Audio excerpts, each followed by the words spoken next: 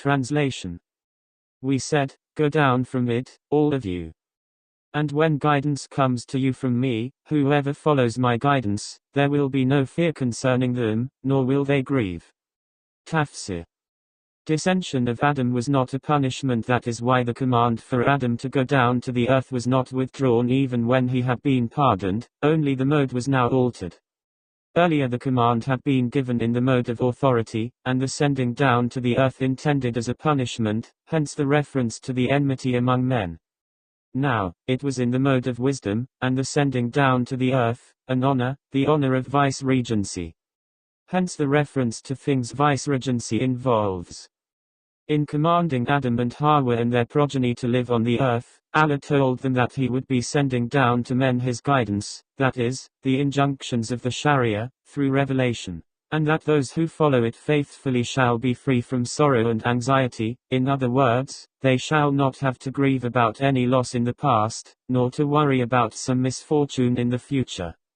The obedient are freed of worries. Verse 38 promises two great rewards to those who follow divine guidance: they will fear, and they will not grieve. Fear is the anxiety one feels in apprehending some trouble or pain in the future.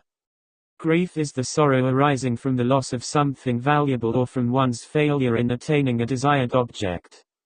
One can see that these two rewards comprehend all the possible forms of comfort and peace. Then, the text of the Holy Quran makes a subtle distinction between the two. In saying that those who follow divine guidance will have no fear, it speaks in general terms and uses a noun. The Arabic phrase is to be translated literally as "no fear upon them." But in the next phrase, the Holy Quran employs a verb, placing before it a pronoun as the subject. The literal translation of the phrase is, "they shall not grieve."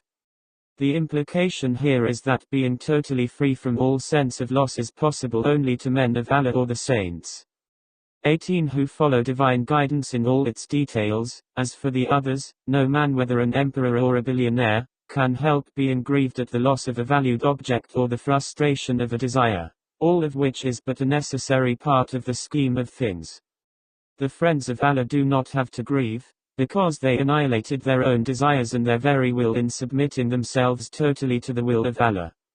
The Holy Quran also tells us that those who go to paradise will thank Allah for having removed from them all regret and sorrow. All praise belongs to Allah who has put away all sorrow from us. 35-34. It means that some degree of sorrow is inevitable for every human being except those who have perfected and made fast their relationship with Allah. Let us make it clear that the verse does negate all grief and sorrow in the case of the friends of Allah, but the negation applies only to the loss of worldly things and the frustration of worldly desires. As for the anxiety about the other world and the fear of Allah and the deep sense of awe before His glory, the friends of Allah are far ahead of other men in these.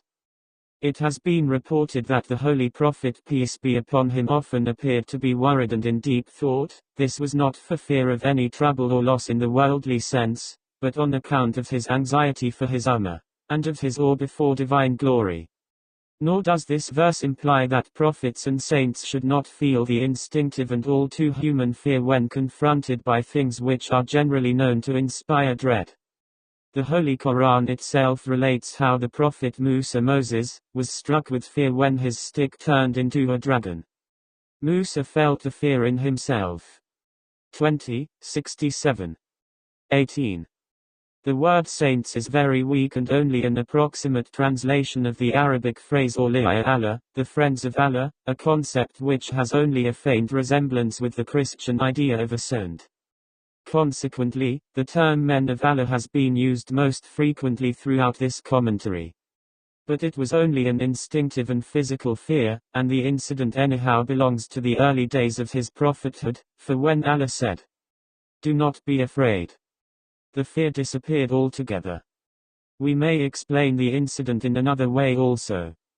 His fear did not arise as it does in the case of ordinary men, from the apprehension of some harm or hurt from the dragon, but from the likelihood that the extraordinary event might lead the Israelites into misguidance.